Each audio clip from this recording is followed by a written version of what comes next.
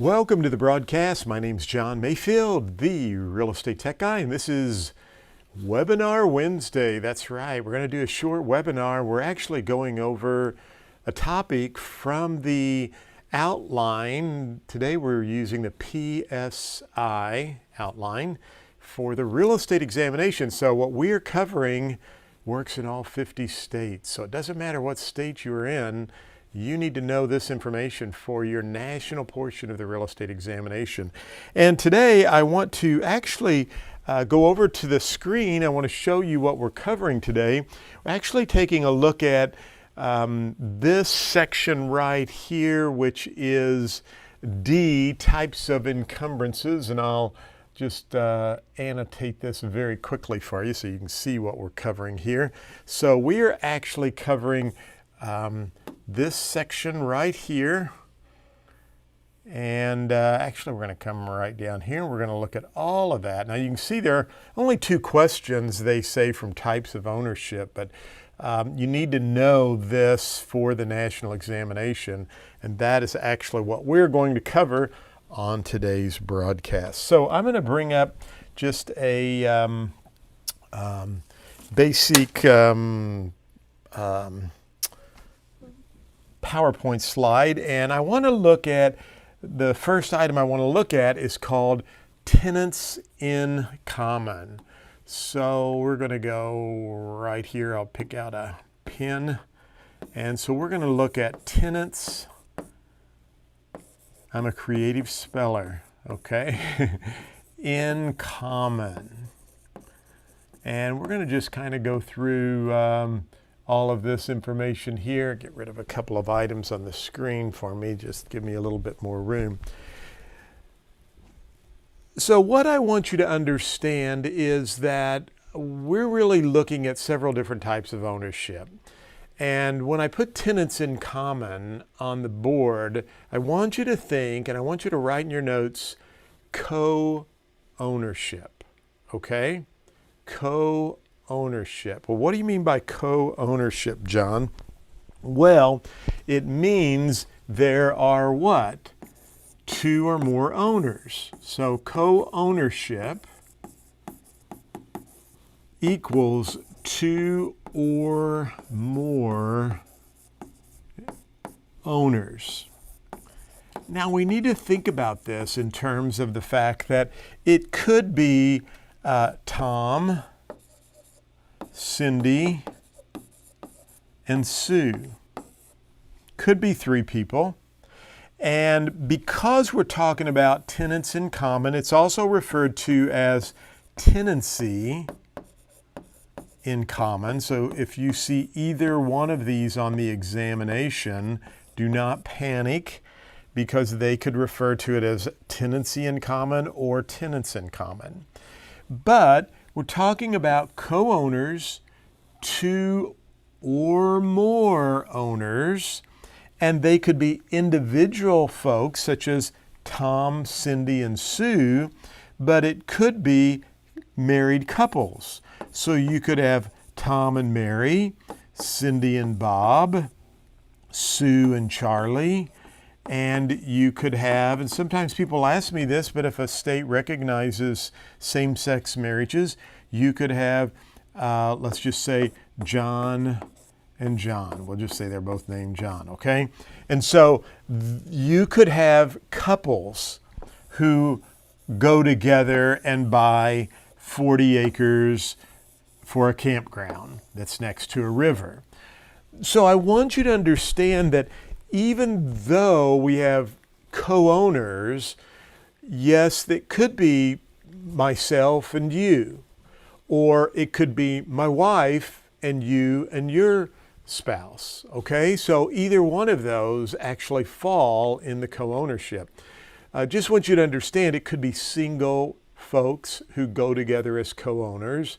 Could also be husbands and wives who go together and buy property. I know some folks who went together, several families, so the husbands and wives went together and they actually purchased some land near a river, and they set up a pavilion and they have a campground there, and that is a co-ownership situation.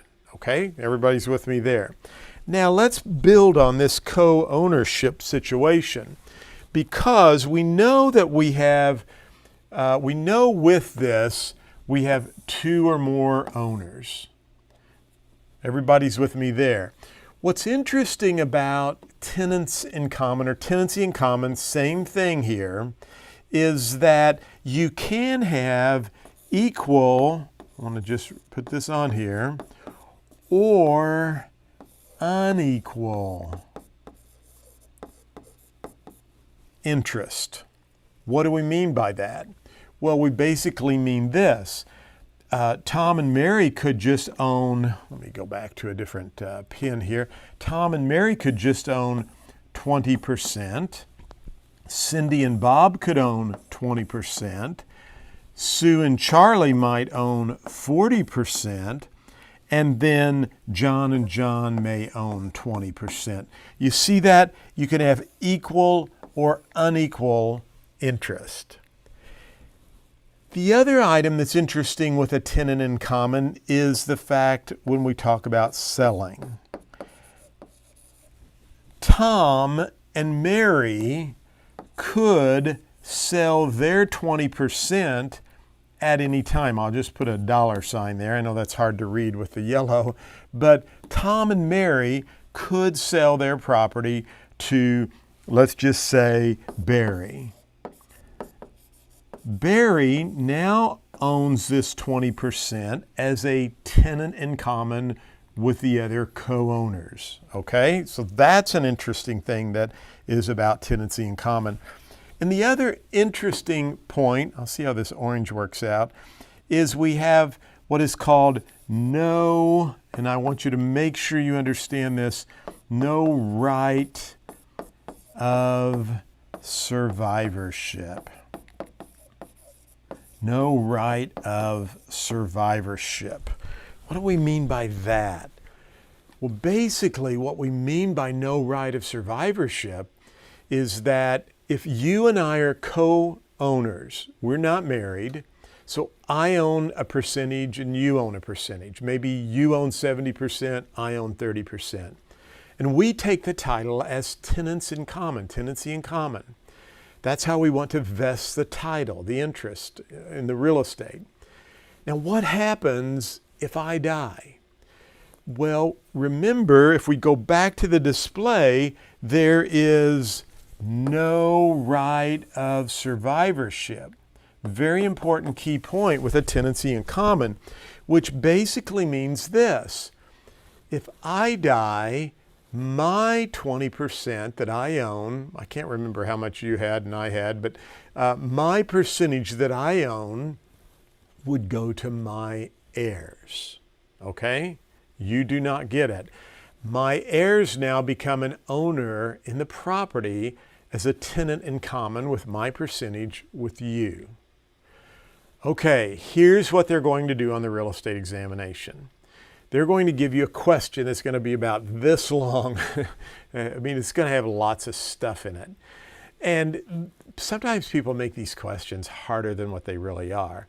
And I'll build on this as we get into joint tenancy, our next section. But what you need to look for are things like, did the heirs were they able to receive the property after someone died? That could be in the question. And if you read the question and it says, well, gee, John's heirs received his percentage, has to be a tenancy in common. Okay? Just that's it. If you're reading through this question and you see, wait a minute, they all have unequal interest, has to be a tenancy in common. So there's little key items that you can look at and immediately pick up that has to be a tenancy in common. Now, one interesting thing, and I want to go back over here and bring up, is that I talked about Tom and Mary selling their portion, their 20%, to Barry. And you can do that in a tenancy in common. I have seen a test question where Tom and Mary wanted to sell the entire property and the others did not, what can Tom and Mary do? And they can file what is called a suit to partition, or go to court and ask the court to sell the property. So just keep that in mind, and my apologies there. That, they can file in the court this suit to partition. I think it's called there's another name for it. But the key on that question is Tom and Mary wanted to sell the entire property, not just their percentage. So you've got to read these questions very, very carefully. They love to trip you up if they can. So let's just recap. Tenancy in common, equal or unequal interest. You can sell your interest, and there's no, underline that, no right of survivorship. Co-ownership, and that no right of survivorship means that you can die. When you die, I guess you can die. We all want to live a little longer, I guess, don't we? But when you die, your interest would go to your heirs because there's no right of survivorship.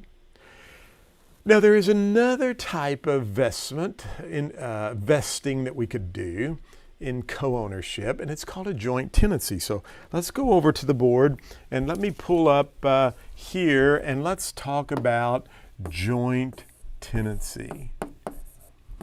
Joint tenancy. With a joint tenancy, we have this acronym. An acronym is an abbreviation, and each of the letters in the abbreviation represent something. And so our acronym is PIT, and that stands for possession, interest, time, and title. In other words, and again, joint tenancy, I left the T off there, didn't I?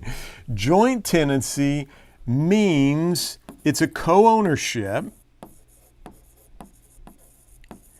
and joint tenancy is stating with this PIT that all of the owners have to take the title to the property at the same time, and they all have an equal interest. I'm going to put an equal sign there, okay?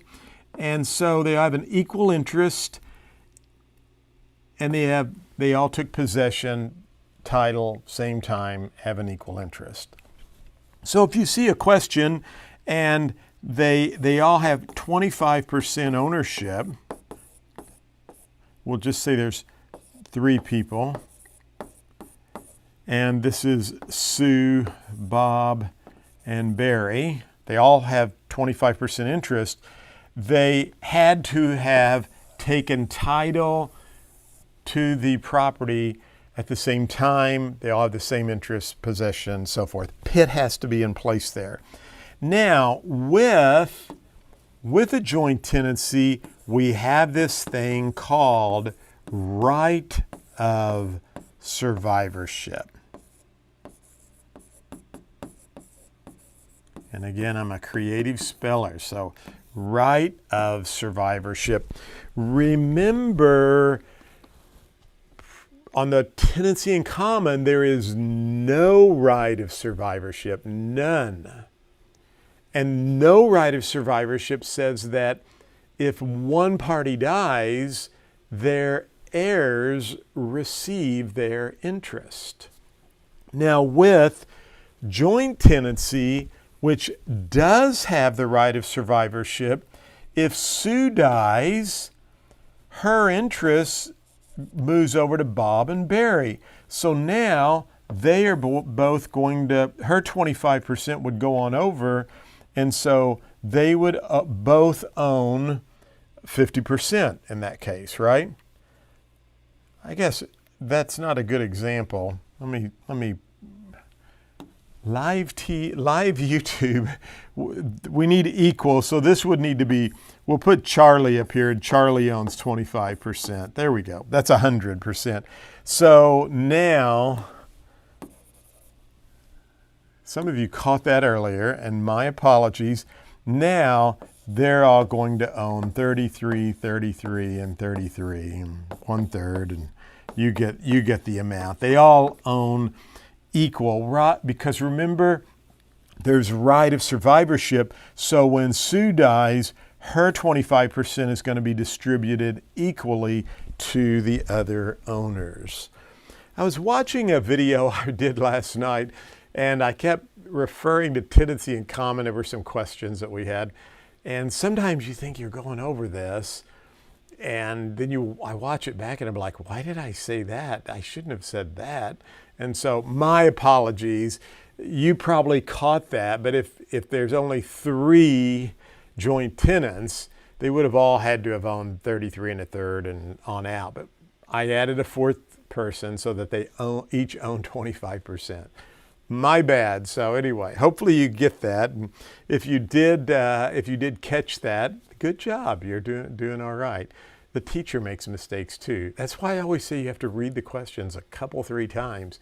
I read one last night and I gave the answer, and then I'm like, after I thought about it and looked at it and we talked about it, I said, wait a minute, I think the answer would be this. And so that's why it's so important to read the questions a couple of times, okay? And that's why I don't edit any of these, because I want to drive home that point that you can make some mistakes here and miss that. But let's go back to the board, just so you know that with a joint tenancy, we have right of survivorship, equal interest. They took title at the same time.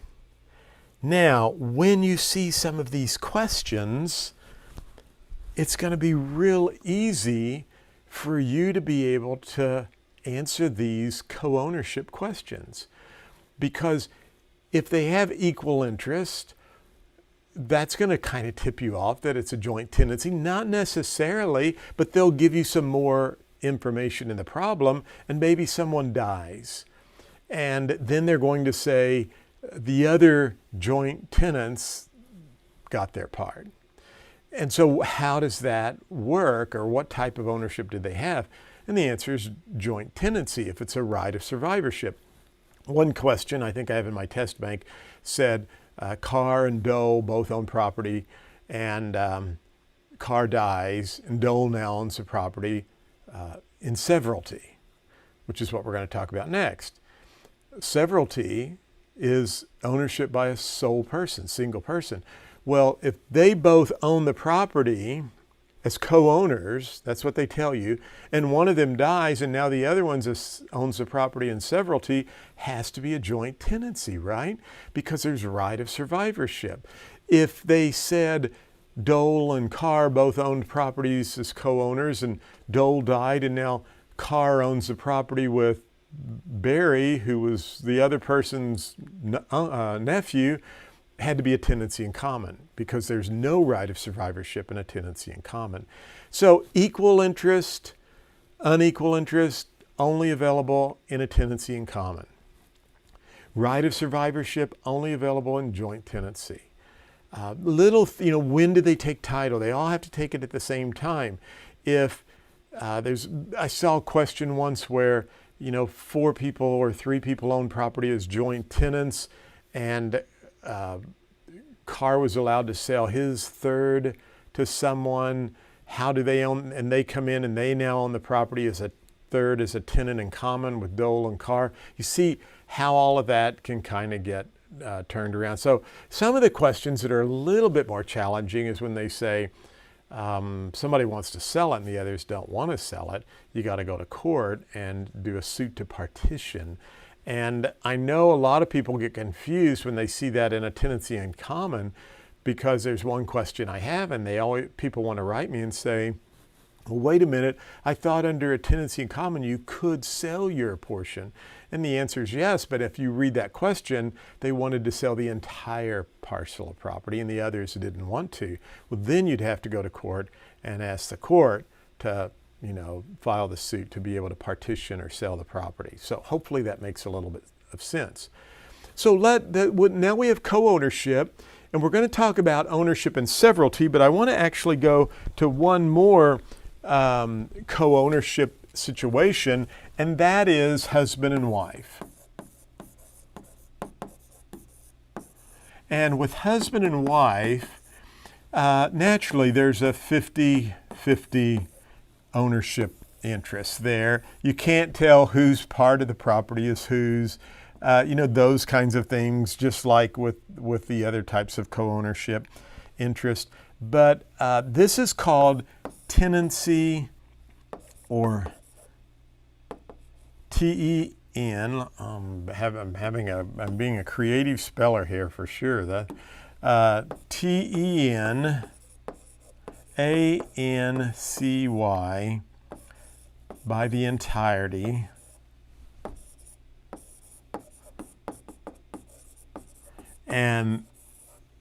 or tenancy entirety. I've seen that as well, but tenancy entirety, tenancy by the entirety, that is only for husbands and wife. Okay, so that's tenancy entirety, tenancy by the entirety.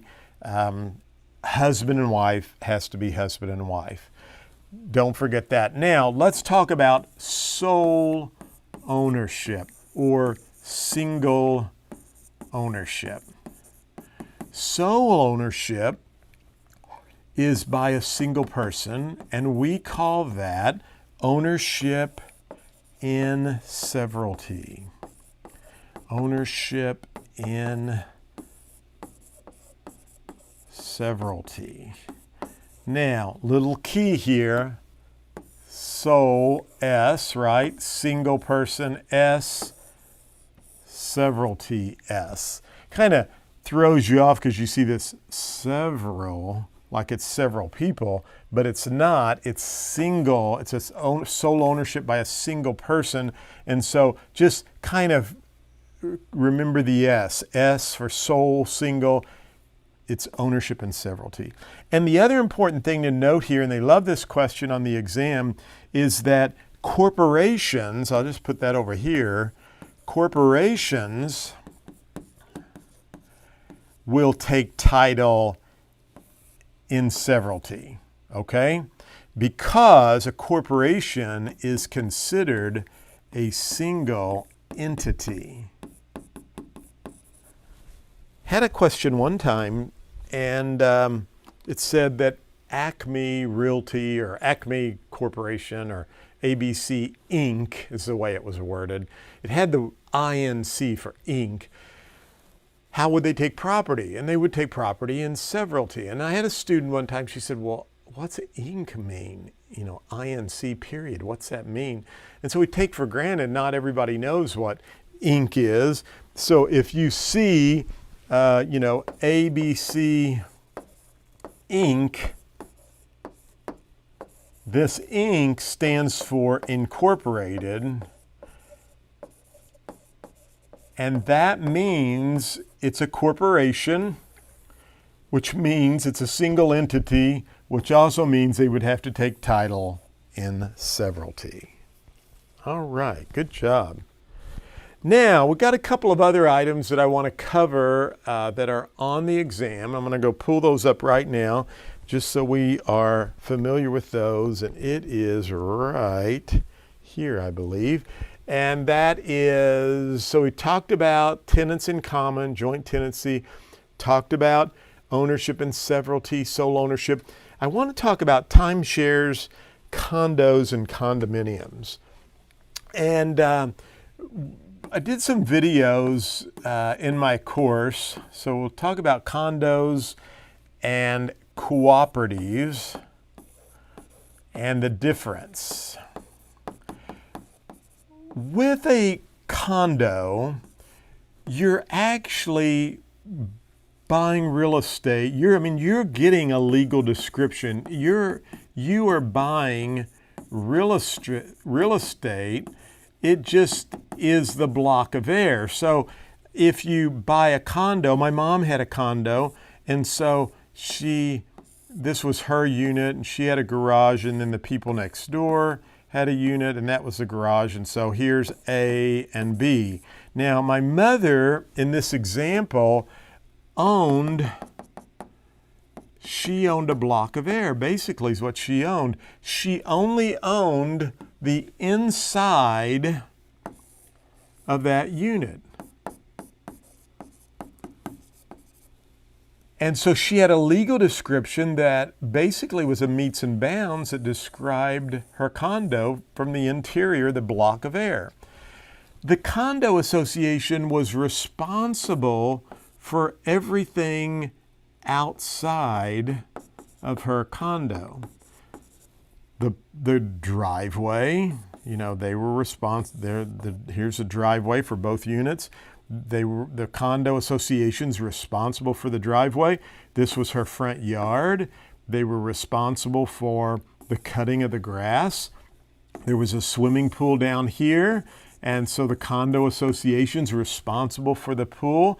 And all of my mother owned all of these common areas with the other owners of the association as tenants in common. They own the common areas as tenants in common. Remember, why would you own that as tenants in common? Because when you die, there's no right of survivorship, so your heirs get to come in, and they not only get your condo, but they become co-owners as tenants in common with all the other people who live in the association. See how this is all kind of trying to build and make a little bit more sense?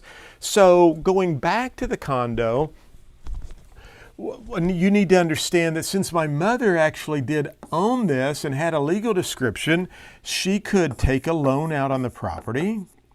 She had to pay taxes. And by the way, if she did not have a loan on her property, but if you took a loan out on the property and you didn't pay your loan, the bank could foreclose, right? If you don't pay your taxes, the local county collector can do a tax sale.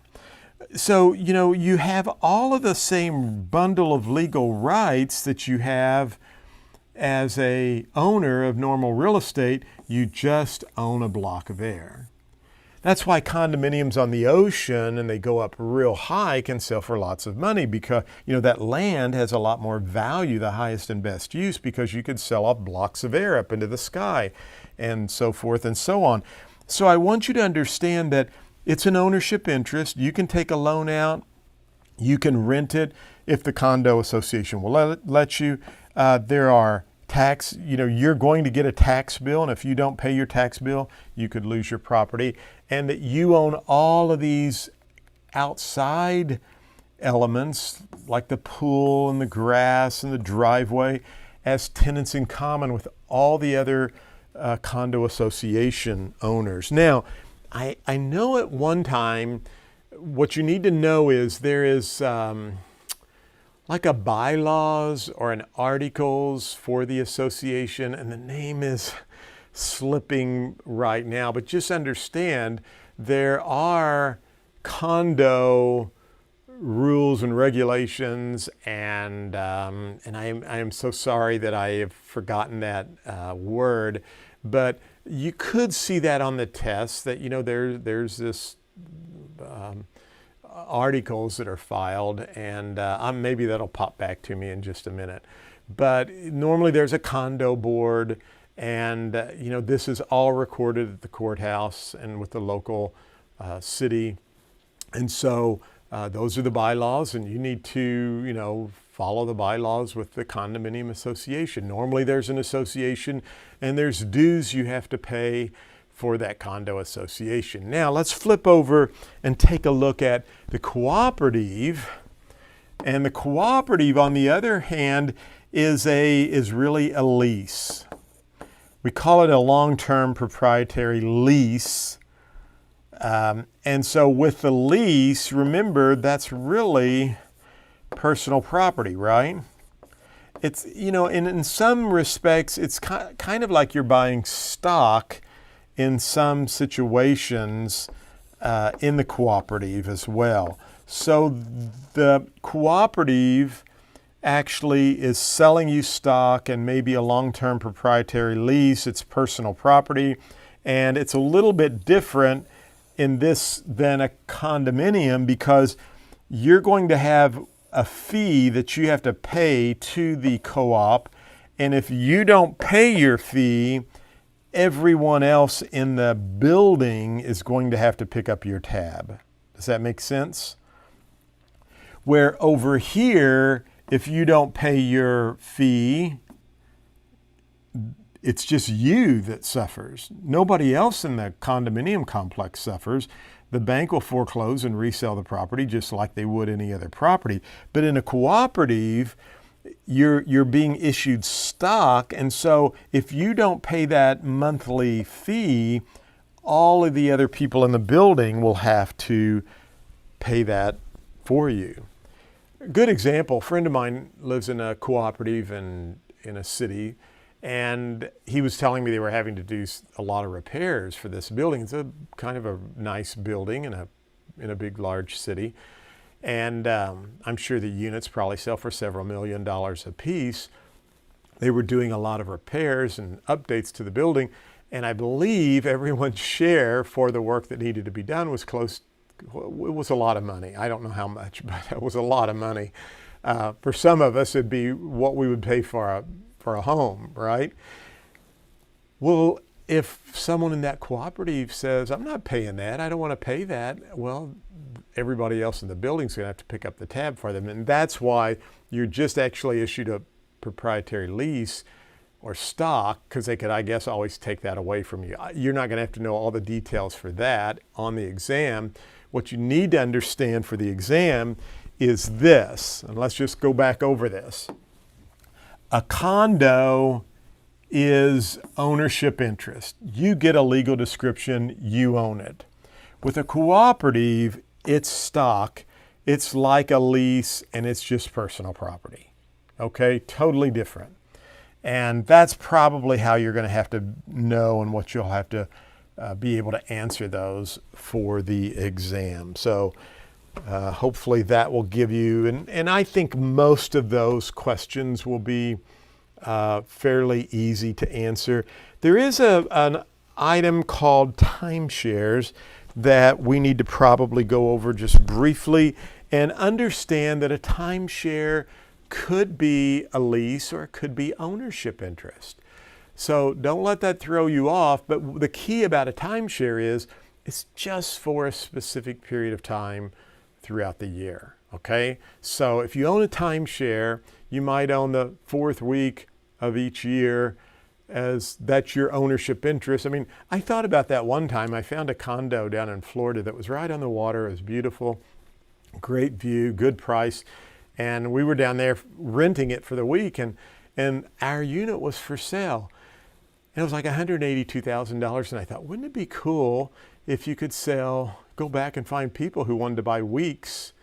You know, maybe I bought 3 weeks and you bought 4 weeks, and we found 20 people and we all went together and we all bought different weeks throughout the year, and we created what was called a timeshare.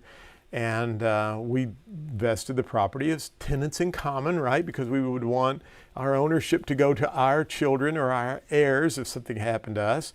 Tenancy in common, there's no right of survivorship. So, and you can have equal or unequal interest in a tenancy in common. See how that all kind of plays together? And I thought, wouldn't that be cool? It's $184,000. It's right on the water. But if we could find, if you could find 10 people, that'd be $18,000 a piece, right? And 10 people divided by 52, we'd all get about 5 weeks a year for that. So, I mean, you just figure all that out, and people do that all the time. So timeshares can be leased, which is personal property, non-freehold estate, or it could be ownership interest. So you could see that on the test. And sometimes they love going back to the condominium. A lot of times we just think of condominiums as residential, but there are many office condominium complexes. There are many warehouse condominium complexes.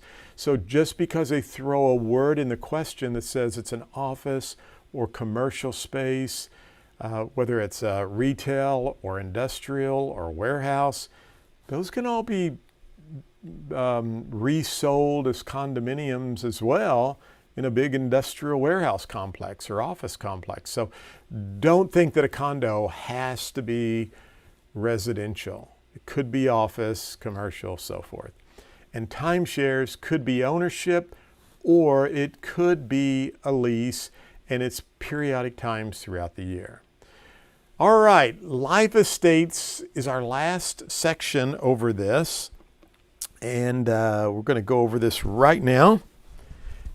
So I covered this, and I have one video I did that I thought I did such a good job, and I actually messed up at the very end, and I get lots of questions about that. And you know, as I mentioned earlier, sometimes you have good intentions to doing these videos, and then you play it back and you say, uh-oh, I said that and I shouldn't have said that. So if you ever catch that, it just means you know the material and you're doing a great job. And just understand that I'm trying to do this on the fly and without notes, because as I teach and lecture and when I give presentations, I'm not a reader. I love to interact with the audience, and I like to move around on the stage and talk. And so my apologies in advance. But let's talk about life estates. You very well could see some questions on life estates. So here are the players with a life estate. So I'm going to just write life estate up here. And this was really created more for estate planning than, you know, sometimes people ask me, why would someone do that? And I just want you to understand it can be done, but it's generally for estate planning. So we have the first person we want to look at is this person right here, who is the grantor. This is the grantor, okay? And the grantor is going to grant a life estate to, in this case, it would be the grantee, right? This is the owner of the life estate. I'm going to abbreviate. And we could call this the life tenant.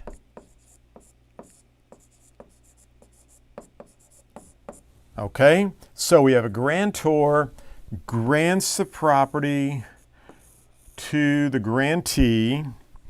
Let's say this is the dad and this is the daughter.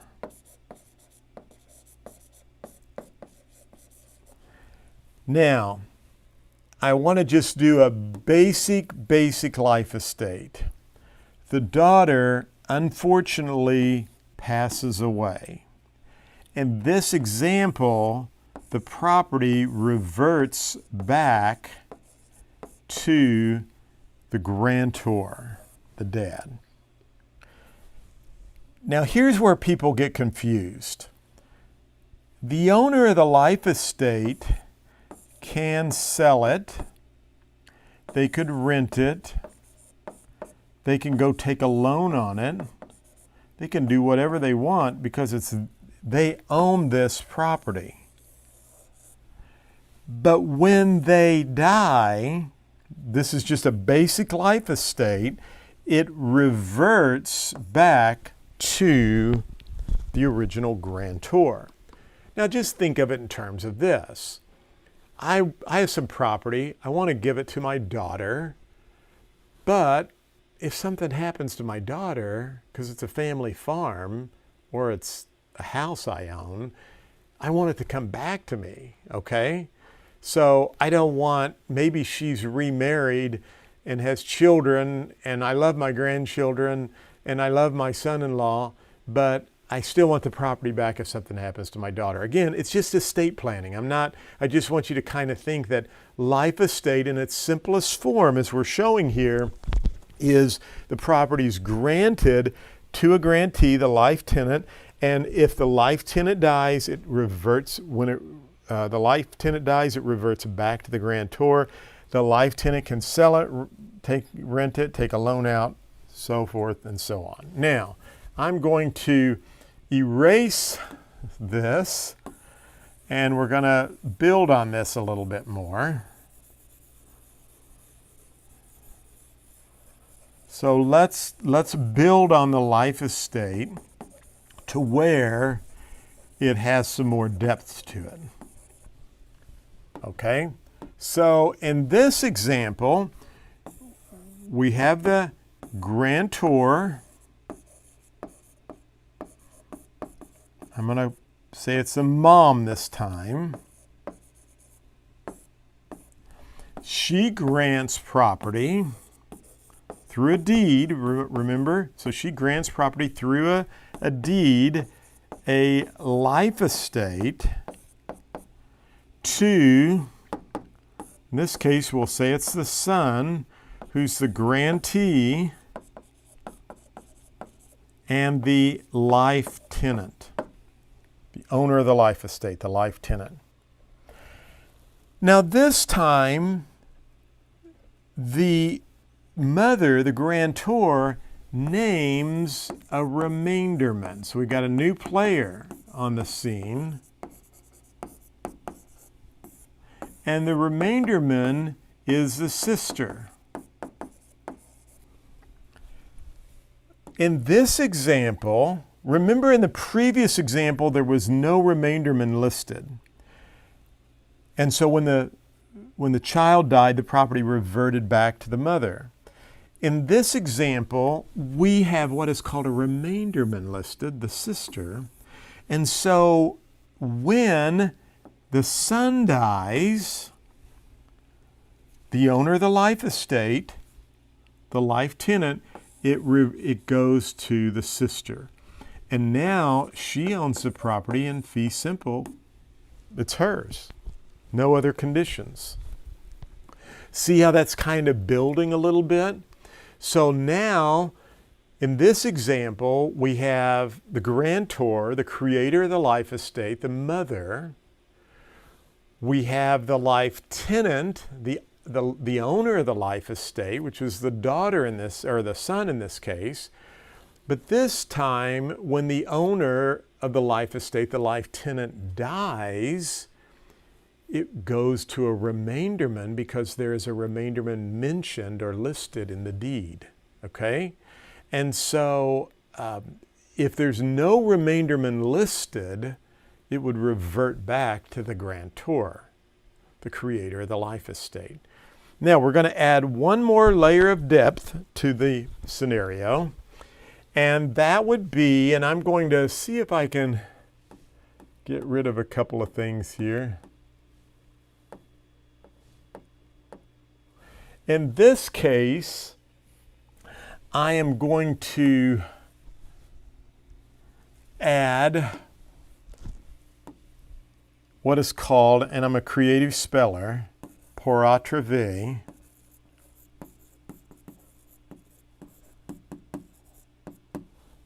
P-U-R-A-U-T-R-E-V-I-E, I believe. But again, just bear with me, pour à travers. It's in your course book, and pour à travers. And this is when it's based on someone else's life, based on the life of another.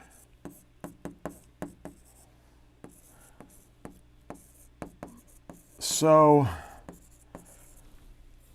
I'm going to base this on, let's just say, Tom.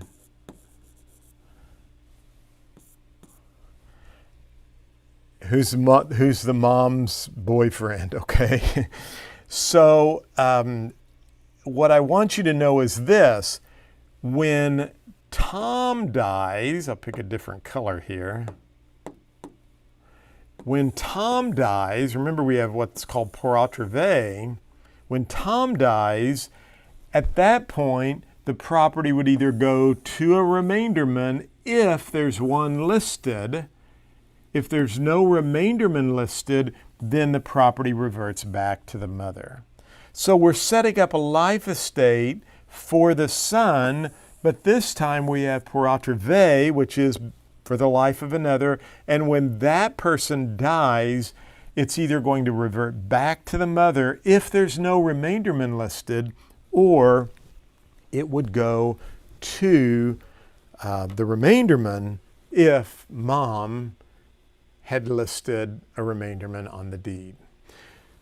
So life estates can get a little bit complicated and challenging. I have some great videos on my YouTube channel that you can watch. In fact, I want you to subscribe to my YouTube channel. Be sure and click the bell.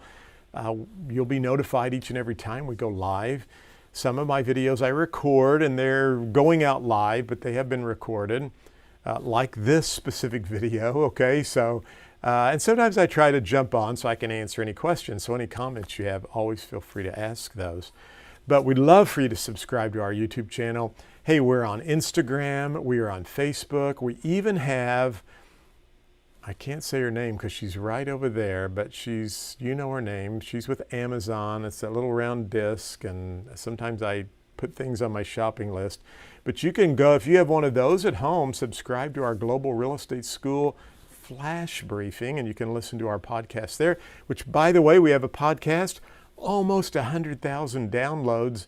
So check that out. You can take us with you when you're exercising, in your car. Lots of students who really tell me that's been a big help for them. Now, I've got a great program called myrealestateexamcoach.com. Don't leave the YouTube channel yet. Some of you are saying, I can't pass the test. I've been watching you and I'm ready to go on to the next video. But I'm telling you, I had a lady just last week. She could not pass the test. She bought myrealestateexamcoach.com. She texted me 2 days ago and said, I did it. Actually, it was yesterday. She said, I did it. I passed. And she said, that first section of your My Real Estate Exam Coach was like all over that exam. She said, thank you so much. So check that out. You can find it at globalrealestateschool.com, or you can go to myrealestateexamcoach.com. We also have a brand new coaching program called 5 Minutes to Jumpstarting Your Real Estate Career. I'm telling you what, it will help you. It's so ridiculously cheap, inexpensive, but like I'm telling you, it's my 42 years of stuff that has made me thousands of dollars as a real estate professional, and I'm like sharing it with you to be your coach. So go check that out, 5 Minutes to Jumpstarting Your Real Estate Career. It's all at globalrealestateschool.com. We'd love to have you as a student. Write us anytime you have questions. Give us 5 stars and a thumbs up. And hey, if you don't want to give us a thumbs up, that's fine too. We can take the criticism and we'll try to improve and do better. But we appreciate you watching. I want you to go out and make it a great day. Thank you.